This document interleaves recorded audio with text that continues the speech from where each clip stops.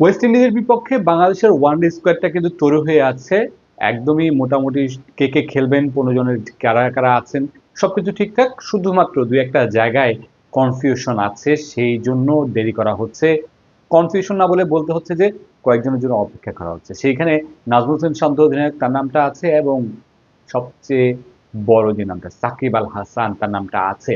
যদিও সাকিব আল হাসানের ওয়েস্ট ইন্ডিজে ওয়ানডেতে খেলা অনেকটা নিশ্চিত হয়ে গেছে।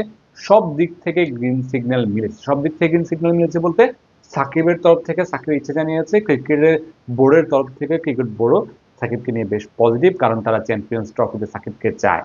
একটা জায়গা থেকে এখনো পর্যন্ত গ্রিন সিগন্যালটা মেলেনি, সেটা উচ্চ পর্যায় থেকে, একবারে সরকারের উচ্চ পর্যায় থেকে একটা গ্রিন সিগন্যালের অপেক্ষা আছে ক্রিকেট বোর্ড। সেই জায়গায় এখনো আলোচনা চলছে। সেটা পেলে সাকিব আল হাসানের ওয়েস্ট ইন্ডিজের বিপক্ষে ওয়ানডেতে খেলতে আর কোনো বাধা নেই। যদিও এখন অনেক যুদ্ধ কিন্তু রয়ে যাচ্ছে, কারণ আমরা সবশেষ হোম সিরিজ যেটি হয়েছে দক্ষিণ আফ্রিকার বিপক্ষে, সেখানে দেখেছি সবকিছু ঠিক হওয়ার পরও সাকিব মাঝ পথে এসে ফিরে গেছেন, খেলতে পারেনি বাংলাদেশের হয়ে। তাই তো সাকিবের সবকিছু ঠিক থাকার পরও ওয়েস্ট ইন্ডিজের বিপক্ষে সাকিবকে নিয়ে শঙ্কাটা রেখেই কথা বলতে হচ্ছে। একবারে পুরোপুরি নিশ্চিত করে বলা যাচ্ছে না যে সাকিব ওয়েস্ট ইন্ডিজের বিপক্ষে ওয়ানডে খেলবেন। তবে সবকিছু ঠিক থাকলে, এখন পর্যন্ত যে পথে আগাচ্ছে সেই পথে যদি আগায়, সব শেষ সময় পর্যন্ত, একদম শেষ পর্যন্ত যদি কোনো কিছু পরিবর্তন না হয়, তাহলে সাকিব ওয়েস্ট ইন্ডিজের বিপক্ষে খেলছেন।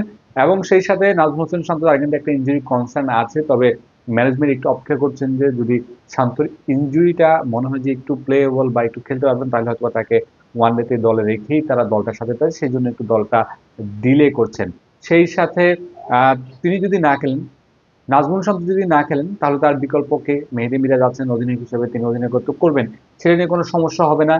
সমস্যার জায়গাটা অন্য জায়গায়। মুশফিকুর রহিম তিনি ইনজুরিতে আছেন, তিনি ওয়েস্ট ইন্ডিজের বিপক্ষে ওয়ানডেতে খেলতে পারবেন না, তার জায়গায় কি খেলবেন সেটাও ঠিক করা আছে।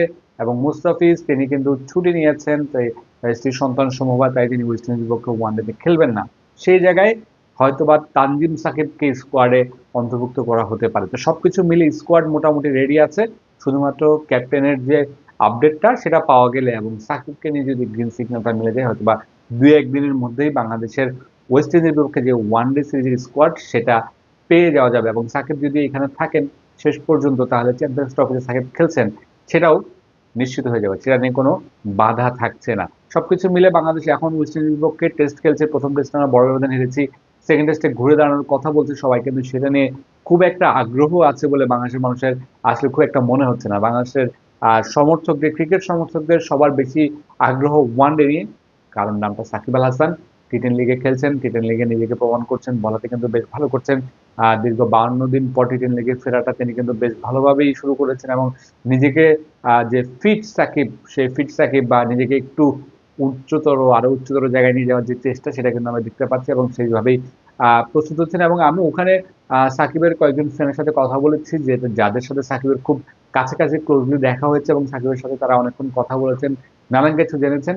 তারাও জানিয়েছে যে সাকিব ওয়েস্ট ইন্ডিজের বিপক্ষে ওয়ানডে সিরিজটা খেলতে চান, বাংলাদেশের হয়ে চ্যাম্পিয়ন্স ট্রফিটা খেলতে চান, এবং সেটা খেলেই ক্রিকেটকে বিদায় জানাতে চান। এবং তিনি টি10 লিগ শুরু হওয়ার আগেও সাকিব কিন্তু বলেছেন যে টি10 লিগের উদ্বোধনী দিনের আগের দিন, ম্যাচ শুরু হওয়ার আগের দিন, সব ক্যাপ্টেনে যখন বসেছিল সেখানে সাকিবকে জিজ্ঞেস করা হয়েছিল সাকিব জাতীয় দলে কবে ফিরছে, সাকিব বলেছিলেন যে টি10 লিগের পরে। তার মানে টি10 লিগের পরে বাংলাদেশের কিন্তু ওয়েস্ট ইন্ডিজ সিরিজ বা ওয়েস্ট ইন্ডিজের বিপক্ষে ওয়ানডে ম্যাচ, সেখানে সাকিব ফিরবেন বলে ইঙ্গিত দিয়েছিলেন, বলেছিলেন। তো সবকিছু মিলালে 2-2-4 হয়। সেই চারের বিষয়টা হচ্ছে সাকিব আল হাসান ওয়েস্ট ইন্ডিজের বিপক্ষে ফিরছেন।